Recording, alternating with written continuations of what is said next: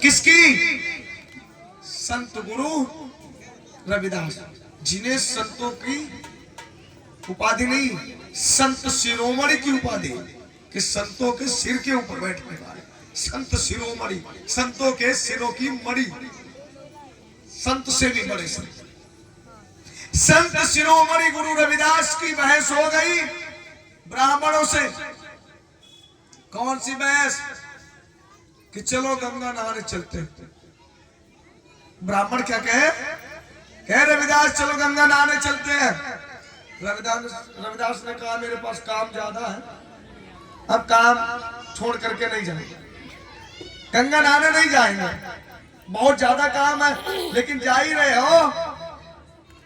एक चवन्नी निकाल के दे दी। सुना आप लोगों ने कि नहीं इसके पहले? सुना? सुनते रहना, समझना। चवन्नी निकाल के दे दी, ये ले जाओ, गंगा मैया को नहीं, उस गंगुलिया को दे देना। उसको दे देना, गंगा मैया को नहीं, गंगोइया को, गंगुलिया को दे देना। लेकिन ऐसे नहीं देना जो हाथ फैलाए के ऐसे मांगे, तब हाथ फैलाए तो देना, अन्यथा मेरी चवन्नी वापस। ब्राह्मण लोग गए, नहाया धोया, फिर वापस हो गए। लेकिन कुछ ही दूर पे चले, याद है कि रविदास ने चवन्नी दी थी, वो तो देना ही भूल गए। अरे सोचे एक जाटव, एक शूद्र, एक अछूत, अरे उसकी चवन्नी गंगा मैया कहा ले। चलो कोई बात नहीं, फेंक देते। लेकिन कुछ ब्राह्मणों ने कहा नहीं, ऐसे नहीं, चलो कोशिश करते हैं कि रविदास के अंदर ताकत है, शक्ति है कि नहीं। तो ब्राह्मणों ने कहा हे गंगा मैया, रविदास चमार ने चवन्नी भेजी है। बुरा तो नहीं लग रहा? रविदास चमार ने चवन्नी भेजी है, और उसने कहा था, क्योंकि ब्राह्मण तो उसने कहा था, उन्होंने नहीं। बात समझना, शब्द में उसने और उन्होंने, सम्मान और उसने कहा था कि गंगुलिया अगर हाथ फैला के मांगे तो देना, अन्यथा वापस कर देना। उसी समय मालूम क्या हुआ माता बहनों भाइयों, गंगा मैया प्रकट हो गई, चवन्नी ले ली और एक हाथ में सोने का कंगन लेके आई, ब्राह्मणों को दे दिया कि मेरे भक्त रविदास को। कितने लोगों ने सुना है? लेकिन माताओं बहनों भाइयों, ये कथा सही नहीं है, असली नहीं है। क्या गंगा प्रकट हो सकती है? यही समझाना था, नहीं करिए ना सोच में कथा सुना रहा है, लोग सुनाते, हमें सुनाते हैं। पहली बात, उनका जन्म 15वीं सदी में, 14वीं और 15वीं सदी के बीच में हुआ। संत गुरु रविदास का जन्म कब हुआ? 14वीं 15वीं, जैसे 1900 और 2024 और 25 लिखा जाता, ऐसे 14वीं और 15वीं सदी के बीच में हुआ। ये 21वीं सदी चल रही, इसी प्रकार से 15वीं सदी में रविदास का जन्म हुआ। आप लोग विचार करें, यहाँ पर बुद्ध अनुयायी लोग बैठे हैं, सज्जन लोग बैठे, पढ़े लिखे लोग बैठे हैं। क्या 15वीं सदी में पैसे का आविष्कार हुआ था? बोलिए डॉक्टर साहब, मास्टर साहब, 15वीं सदी में पैसा चलता था? चवन्नी चलती थी? चवन्नी चलती नहीं थी तो रविदास किस फैक्ट्री से लाए थे?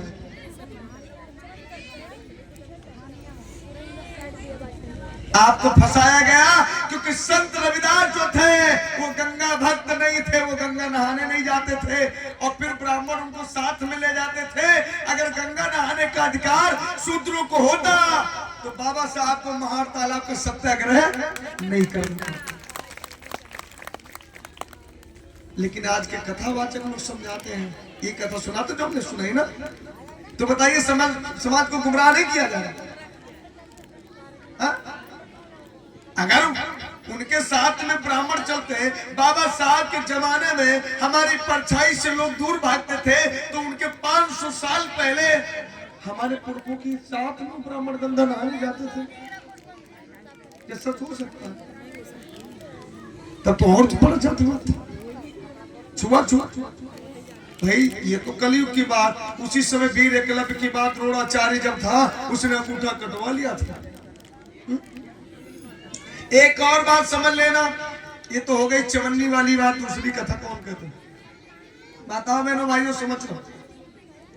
संत गुरु रविदास से एक बार ब्राह्मणों की बहस हुई कि जो सबसे बड़ा भक्त होगा वो अपनी मूर्तियों को लेके आएगा, गंगा नदी में तैराएगा काशी में, और जिसकी मूर्ति तैर गई वो बड़ा भक्त, और जिसकी मूर्ति डूब गई वो भक्त नहीं। ब्राह्मणों ने क्या किया? लकड़ियों की मूर्तियां बनवा ली, लकड़ियों की मूर्तियां बनवा ली। और संत रविदास ने क्या किया? पत्थर की अपनी मूर्ति भगवान लेके गए। ब्राह्मणों की लकड़ियों की मूर्तियां डूब गई और संत गुरु रविदास की पत्थर की मूर्ति तैरती रही। लेकिन विज्ञान कहता है पत्थर पानी पर तैरता और लकड़ी पानी में डूबती। ये भी आपको बकवास करके बताया, कथावाचकों ने प्रचार किया, उल्टा सीधा प्रचार किया। आने वाले समय में आप अपनी बात में पकड़े जाओगे। और ये बाबूजी की तरफ से इस 100 रुपए का आशीर्वाद प्रदान हुआ है। हमेशा आशीर्वाद की कामना करते हैं कि आप लोगों का प्यार आशीर्वाद मिलता रहे। अब ये बात समझ रहे हैं? क्या पत्थर तैर सकता है पानी पर? तैर सकता है? नहीं तैर सकता ना। तीसरी कथा और बता दे रविदास की, कि संत गुरु रविदास से ब्राह्मणों की बात हुई। राणा सांगा के दरबार में उन्होंने अपना सीना चीर के जनेऊ निकालने का काम, जनेऊ निकाल दिया, सीना फाड़ के जनेऊ निकाल दिया कि मेरे अंदर भी जनेऊ है। लेकिन ऐसा भी नहीं हो सकता। अब ये तीनों बातों की मैं काट बता रहा हूं, समझ लेना। ये मनवादियों के प्रेस थे, उन्होंने प्रेस में छापा। ये हमें माइक पे नहीं बोलना चाहिए था, लेकिन मैं बोल रहा हूं, मजबूरी है, क्योंकि अगले बार समय नहीं मिलेगा। हमें पता या नहीं बुलाएंगे आप लोगों को, क्योंकि यहाँ के लोग गाना पसंद करते, हमारी बातें समझ लेंगे। तो समझना ये क्यों बात है, 3 बातों की काट। उन मनवादियों ने ये क्यों लिखा? ताकि आप अपनी बात में पकड़ जाए। कैसे? अगर रविदास का पत्थर मूर्ति हो या पत्थर, पत्थर तो पत्थर है। अगर रविदास का पत्थर पानी पे तैर सकता है, तो भगवान राम जब लंका पे राम सेतु बांध रहे थे, तो बंदरों का भी पत्थर समुद्र पे, हम कहते पत्थर तैरता नहीं, उनकी बात काटते हैं, तो वो डायरेक्ट कहेंगे तुम्हारा पत्थर तैर गया तो हमारा क्यों नहीं तैर सकता? मानना पड़ेगा। दूसरी बात, अगर तुम्हारा भगवान सीना फाड़ कर जनेऊ निकाल सकता है, तो उनका भगवान राम सीता को नहीं निकाल सकता? मानना पड़ेगा ना।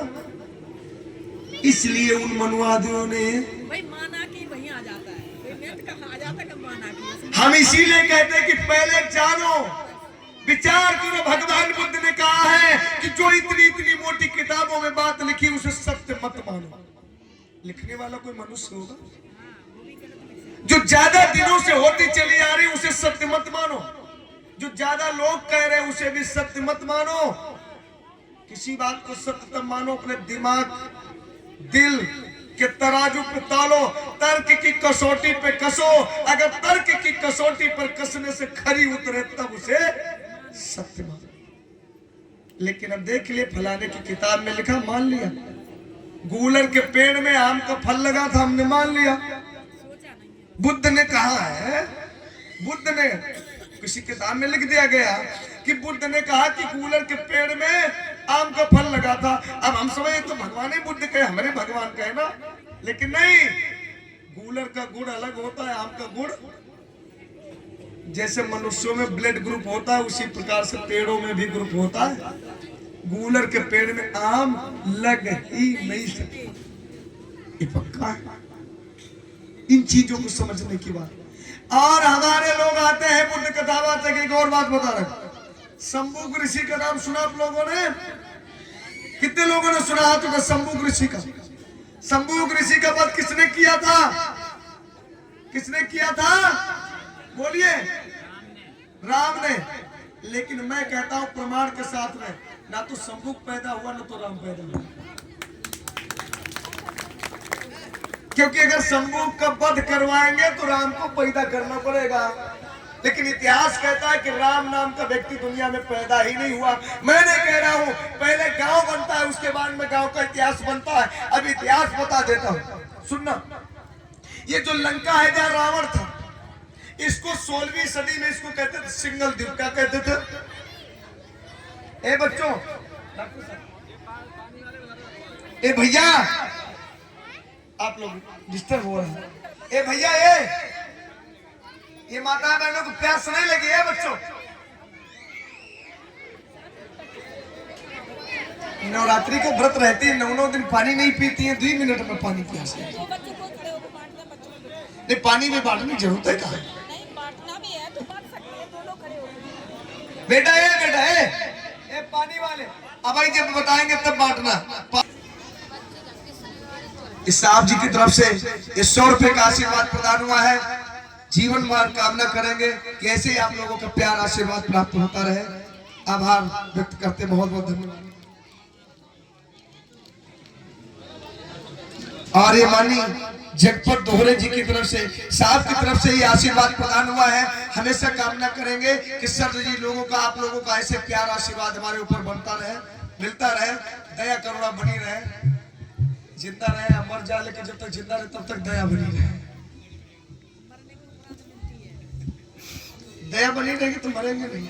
नहीं तो मरना तो पड़ेगा ही। नहीं, इतनी जल्दी नहीं मरेंगे। जल्दी नहीं, मरना पड़ेगा। नहीं, बाद में मरेंगे लेकिन इतनी जल्दी नहीं मरेंगे। बाबा साहब को नेहरू ने फंसा दिया था, हमको कोई फंसा नहीं पाएगा। तो माता बहनों, बात चल रही थी 16वीं सदी में लंका को क्या कहते थे? श्रीलंका को सिंगल द्वीप। क्या कहते थे? मैं नहीं कह रहा हूं, इतिहास कह रहा। सिंगल द्वीप। सिंगल द्वीप के बाद में उसका नाम पड़ा क्या? सिंगल द्वीप से उसका नाम पड़ा सिहाली। क्या? सिहाली। सिहाली के बाद में उसका नाम रखा गया सीलोन। क्या नाम रखा गया? सीलोन। ज्यादा पुरानी बात नहीं है, सन 1972 तक इसका नाम रहा सीलोन। सन 1972। आज चल क्या रहा है? 2024। 24 और 28 कितना हुआ? 52 हुआ ना? पढ़े लिखे हम कम है, गणित नहीं पढ़े। 52 हुआ। 52 साल पहले लंका का क्या नाम था? सीलोन। क्या नाम था? सीलोन। 1972 में सीलोन का नाम बदल के रख दिया गया लंका। क्या रखा गया? लंका। 1978 तक रहा लंका। 1978 में लंका के आगे जोड़ दिया गया श्री। तब हो गया, अपने पास से नहीं कह रहा, इतिहास पढ़ लेना, तब हो गया श्रीलंका। जब 1972 के पहले इस दुनिया में लंका ही नहीं था तो रावण कहां पैदा हुआ था? बोलिए आप लोग, बोलिए, रावण कहां पैदा हुआ? और अयोध्या भी नहीं थी, वो भी बता रहे। इसको भगवान बुद्ध के जमाने में इसको कहते थे कौशल प्रदेश। क्या कहते थे? आज भी रामचरितमानस में लिखा है, प्रविश नगर कीजे सब काजा, हृदय राख कौशलपुर राजा। अयोध्या के राजा नहीं, इतिहास हम कह रहे हैं अपने पास। क्या कहते थे?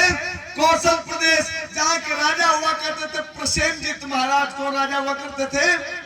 प्रसेनजीत महाराज। जब डाकू अंगुलीमाल की कथा सुनेंगे तो महाराज प्रसेनजीत का जिक्र आता। उसके बाद में सम्राट अशोक का जब शासन आया तो कौशल प्रदेश का नाम बदल के क्या कर दिया गया? साकेत। क्या किया गया? साकेत। साकेत के बाद जब मौर्य वंश की 10वीं पीढ़ी में बृहद्रथ मौर्य शासन पे बैठा, शॉर्टकट में बता रहे थे, बहुत बड़ा हो गया। 10वीं पीढ़ी में बृहद्रथ मौर्य जब शासन पे बैठा तो चीनी ब्राह्मण, सुंग वंशी ब्राह्मण पुष्यमित्र सुंग आया और बृहद्रथ का कत्ल किया। और बृहद्रथ का कत्ल करने के बाद ऐलान कर दिया, जो एक बौद्ध भिक्षु को मारेगा उसको 100 स्वर्ण मुद्राएं पुरस्कार में भेंट की जाएगी, इनाम दी जाएगी। जो एक बौद्ध अनुयायी को मारेगा उसे 100 सोने के सिक्के इनाम में दिए जाएंगे। तो क्या हुआ? हमारे लोग भाई भाई का कत्ल करने लगे, सोने का सिक्का लेने के चक्कर में करने लगे। कत्ल होने लगा, खजाना कम होने लगा। लेकिन मालूम क्या हुआ माताओं बहनों भाइयों, बौद्ध कम नहीं पड़ रहे, बौद्ध अनुयायी कम नहीं पड़ रहे, तो उसने एक कुंड बनवाया। क्या बनवाया? एक बहुत बड़ा कुंड बनवाया, उसमें आग जलवाई। जो बौद्ध भिक्षु का सर लाता था तो सोचता अगर इसको ऐसे जला देंगे तो बदबू आएगी, तो मालूम क्या करता है, उस सर के साथ में एक टोटी जो हमारी यहाँ से नली काटी गई उसमें घी और शक्कर भर के उसमें डाल देता था ताकि बदबू। वही आदमी जब हवन होता यज्ञ होता तो जटा नारियल कटता। जटा नारियल समझते आप लोग? जटा नारियल जैसे भक्ते लोगों का सर होता बिना बाल, उसी प्रकार से जटा नारियल होता बिना बालों के, सीधा सीधा कट जाता, सफेद कपड़ा लपेटा जाता था, वो खून से लाल हो जाता था। अब खून तो निकलेगा नहीं, इसलिए लाल कपड़ा पहले लपेट दिया जाता है। हवन कुंड में ऐसे खड़ा खड़ा आप ही से कटवाया जाएगा और आप ही से, मतलब ये बौद्ध भिक्षुओं का सर, अपने पुरखों का सर अपने हाथ से काटो और इसमें डाल। और जो बौद्ध अनुयायी थे, उपासक जैसे हम और आप बाल वाले, जिनके सर में बाल है, उनके लिए क्या किया गया, वहीं पे एक बड़ा सा पत्थर रखवाया गया। जो सर लेके आता था उस पत्थर को उसको पटक पटक के फोड़ा जाता था। ये मंदिर के बाहर जो नारियल फोड़ने की प्रथा बनी वहीं से। हम लोग नारियल नहीं फोड़ते अपने पुरखों का सर। बाद में क्या हुआ, बौद्ध अनुयायियों को, मौर्य वंशियों को, जितने भी बौद्ध उपासक उपासिका थे उनके सर काटे गए और सर काट काट के घाघरा नदी में डाले गए। किस नदी में डाले गए? घाघरा नदी में डाले गए। और मैं तो वहां पे रहने वाला हूँ, ज्यादा दूर हमारे वहां से नहीं है, 100 किलोमीटर की दूरी पे है अयोध्या, 100 किलोमीटर की दूरी पे। इधर भी घाघरा है, उधर भी घाघरा है। कभी जाइए आप लोग, देखिए, देखना चाहिए। इधर भी घाघरा है, उधर भी घाघरा है। केवल 3 किलोमीटर की दूर में सरयू है। सरयू कैसे बनी? वही घाघरा सरयू कैसे बनी? हमारे बौद्ध भिक्षुओं के, हमारे पुरखों के, हमारे माताओं के, हमारे बहनों के, हमारे भाइयों के पुष्यमित्र के ऐलान के द्वारा सर काट काट करके उस नदी को पाट दिया गया। जितनी नदी सरों से पट गई, सरों से युक्त हो गई, वो सरयुक्त हो गई। बाद में बिगाड़ दिया, गत्ता काट दिया, सरयुक्त से सरयू नदी बन गई। मैं नहीं कह रहा इतिहास। और फिर बाद में उसने ऐलान किया, क्या? उस साकेत नगरी ने ऐलान किया, तो कोई नहीं है मौर्य वंशी, कोई तलवार चलाने वाला तो नहीं है, कोई तीर तलवार चलाने वाला तो नहीं है। अगर कोई कह देता अब सम्राट अशोक के वंश से तो मार दिया जाता। इसलिए लोगों ने डायरेक्ट हाँ कर दिया कि अब यहाँ पर उनका वंशज कोई नहीं। तब उसने उस साकेत का नाम बदल के रखा अयोध्या। आ माने नहीं योद्धा माने योद्धा, यहाँ पर अब कोई योद्धा नहीं बचा, मतलब योद्धाओं से विहीन नगरी अयोध्या। आ माने नहीं, संस्कृत का शब्द है, अयोध्या माने संस्कृत का शब्द है अयोध्या। लेकिन रामचरितमानस को पूरा पढ़ लेना, किसी पंडित से पूछ लेना, रामचरितमानस में कहीं पर भी अयोध्या नाम का शब्द नहीं है। अगर वो लिखित में नगरी होती तो रामचरितमानस रामायण में अयोध्या कहीं ना कहीं लिखा होता। तभी हम लोग हिंदू बनाए गए। किसी भी पुराण में, विष्णु पुराण में, शिव पुराण में, दुर्गा पुराण में, विश्राम सागर में, वाल्मीकि रामायण में, किसी भी रामायण में या किसी भी पुराण में, 18 पुराण में देख लेना, कहीं पर हिंदू शब्द नहीं लिखा है। हिंदू मतलब मालूम क्या है? हिंदू फारसी शब्द है, फारसी शब्द है। हिंदू माने होता बुज़दिल, नामर्द, कायर, जाहिल, जो कुछ नहीं कर सकता वही हिंदू है। मैं नहीं कह रहा इतिहास में, लेकिन हम अपने आप को हिंदू होने पे गर्व करते हैं। माताओं बहनों भाइयों, मैं जाता हूं दूर दूर, कभी सम्मेलन राजस्थान में होता है हमारा, अहमदाबाद में होता है, झारखंड में होता है, बिहार में होता है, तो मैं कहता हूं जैसे यहाँ पे आते हैं, जैसे हमारे भैया लोग बैठे, तो एक जगह हमारा कार्यक्रम चल रहा था ही आपके गुजरात में, कवि सम्मेलन का कार्यक्रम था। लेकिन मैं कवि सम्मेलन में तो हर जाति के लोग आते हैं ना, वो बुद्धिस्ट बात नहीं हो पाती। लेकिन मैं जहां जाता हूं वहां भी वही बात करता हूं। तो हमने कहा कि यहाँ पर जितने लोग बैठे हैं बुद्धिजीवी लोग बैठे, बुद्धिस्ट लोग बैठे। दो चार लोग भड़क गए कि आप कवि सम्मेलन में है कि बौद्ध धर्म का प्रचार कर रहे हैं। अरे हमने कहा गलत क्या कह रहे हैं आप, मेरी बात को समझो। यहाँ पे जो भी व्यक्ति बैठा है वो किसी भी जाति का हो, किसी भी धर्म का हो, लेकिन बुद्धिस्ट है, बुद्धिजीवी है। तो चार लोग खड़े हो गए, पियक्कड़ लोग होंगे। हमने किस वर्ड में आते हैं? तो दो तो छुटिया वाले अंटीना पटाधारी थे और दो लोग रघुवंशी और सूर्यवंशी थे। खड़े हो गए। मैं बुद्धिजीवी नहीं हूं, मैं बुद्ध को नहीं मानता हूं, बुद्ध की भी नहीं मानता। हमने कहा बिल्कुल नहीं मानते हो? नहीं मानता। हमने कहा ठीक है, भगवान बुद्ध ने 5 शील दिए हैं। पाणातिपाता वेरमणि सिक्खापदं समादयामि, आदिन्नदाना वेरमणि सिक्खापदं समादयामि, कामेषुमिच्छाचारा वेरमणि सिक्खापदं समादयामि, मूसावादा वेरमणि सिक्खापदं समादयामि, सुरामेरमज्जपामा दठाना वेरमणि सिक्खापदं समादयामि। आप बुद्धिस्ट नहीं है, बुद्धिजीवी नहीं है। तो कई लोग और हाथ हिलाने नहीं है। हमने कहा नहीं हो तो पाणातिपाता वेरमणि सिक्खापदं समादयामि, इस शील का उल्लंघन करके दिखाओ, 302 की धारा लगेगी, जेल के दिन जेल जाओगे, 302 की धारा लगेगी। तो क्या ऐसा कहाँ कर पाएंगे? हमने कहा पहले शील का पालन करोगे तो क्या मजबूरी में करना पड़ेगा, नहीं करोगे तो जेल जाओगे।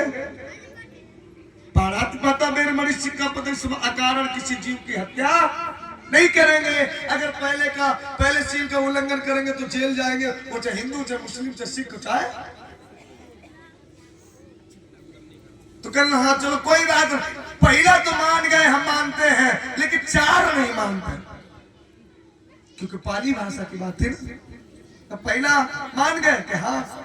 दूसरा आदिन्नदाना वेरमणि सिक्खापदं समादयामि, माने नहीं दी, दिन्ना मतलब देने वाली, बिना दी हुई वस्तु। अगर कोई तुमको दे नहीं रहा तो उसको स्पर्श भी मत करो, अर्थात उसकी चोरी न करो। चोरी से विरत रहने की शिक्षा ग्रहण करते हैं। क्या दूसरे शील का उल्लंघन करोगे, चोरी करोगे तो क्या तो मजबूरी है, तो मान लिए, 2 मान लिए, तीसरा नहीं मानेंगे। हमने कहा तीसरा समझो, कामेषु, क्योंकि पाली भाषा उनको मालूम नहीं था ना। कामेषुमिच्छाचारा वेरमणि सिक्खापदं समादयामि, कामाचार, व्यभिचार, दुराचार से दूर रहेंगे। किसी भी पर स्त्री को या बहन बेटे को बुरी नजर से नहीं देखेंगे, उसको कुदृष्टि नहीं डालेंगे। क्या औकात है तुम्हारी किसी बहन बेटी को गंदी नजर से देखने की? बिना किए 76 की धारा लगेगी, 376 की धारा में जेल जाओगे। मानो ऐसे से कहा मानना पड़ेगा, ये तो कानून है। लेकिन 2 बचे, वो नहीं माने, 2 नहीं माने। मूसावादा वेरमणि सिक्खापदं समादयामि, मुंह से मतलब मुंह से, वादा मतलब बोलना, मुंह से ऐसा कुछ ना बोले कि सामने वाले को कष्ट हो, सामने वाले को दुख हो, अर्थात कड़वा शब्द। मूसावादा, मुंह से, वादा मतलब बोलना, मुंह से ऐसा नहीं बोलेंगे कि सुनने वाले को दुख हो, सुनने वाले को कष्ट हो, सुनने वाले को बुरा लगे। अर्थात हम किसी को गाली नहीं देंगे, किसी की चुगली नहीं करेंगे, किसी को कड़वे वचन। क्या औकात है तुम्हारी यहाँ पर इतने लोग बैठे किसी को गाली देने की? नहीं दे पाएंगे। तुमने को चौथा शील मानते हो? ठाकुर जी कहना हाँ मानते। हमने कहा 4 हो गए, लास्ट बचा। सुरामेरमज्जपामा ताड़ा वेरमणि सिक्खापदं समादयामि, ठेका बना है कहाँ पे? चौराहे पे। अंग्रेजी शराब, देसी शराब, विदेशी शराब चौराहे पे खरीद तो सकते हो, लेकिन चौराहे पे पी है औकात? चोरी से पियोगे, खुले में नशा नहीं कर सकते। इसके लिए भी प्रावधान कानून है। कर सकते हो कि नहीं भैया? कि करोगे तो जेल जाओगे। तो बताओ 5 शील मानते हो? तो वो चुटैया वाले, बड़े वाले, रघुवंशी, सूर्यवंशी कि भैया हाँ तो मानते हैं। तो बताओ बुद्धिस्ट हो कि नहीं हो? देश में रहने वाला कोई भी बच्चा ये नहीं कह सकता हम बुद्ध को नहीं मानेंगे। अरे बुद्ध को भले ना मानो, लेकिन बुद्ध की माननी पड़ेगी, और नहीं मानोगे तो जेल जाओगे। कि बाबा साहब ने कानून में लिख दिया है, जो बुद्ध की नहीं मानेगा वो जेल जाएगा। माता मेरे से कितने लोग ताली कम बजा रहे, रात्रि में सुमन प्रताप भैया करे तो ताली जोर जोर बजा रहे। हम जानते कि गाना बढ़िया लगा तो गाना गाए नहीं जब से बैठे। तो अम्मा बहनी के पता नहीं क्या चिल्ला रहे हैं। हमारे गांव की भाषा देहात में तक मरिगवा पत्नी कहाँ बक्का करा चिल्ला कर, समझ में आ रही भाषा? नहीं समझ पा रही। हमारे गांव की भाषा है, देहात में कहते हैं कि पता नहीं मरिगवा कहाँ चिल्ला का बक्का करा था, मतलब फर्जी में बड़बड़ान करते हैं। तो समझ में नहीं आ। तो अम्मा भाई ने फर्जी में तो नहीं बड़बड़ाना है। ये बात है जिस दिन हम सोच लेंगे, समझ लेंगे, भरी बाजार में, भरे मेले में, भरे चौराहे पे अगर ये कहेंगे आपकी बात कोई काटने वाला। लेकिन शंभू ऋषि के रविदास की जो मैंने कथा सुनाई, ये कथा सुनाओगे तो गला पकड़ लिया जाएगा, मंच पकड़ लिया जाएगा। एक और कथा थी, सूपा ऋषि की कथा सुनिए।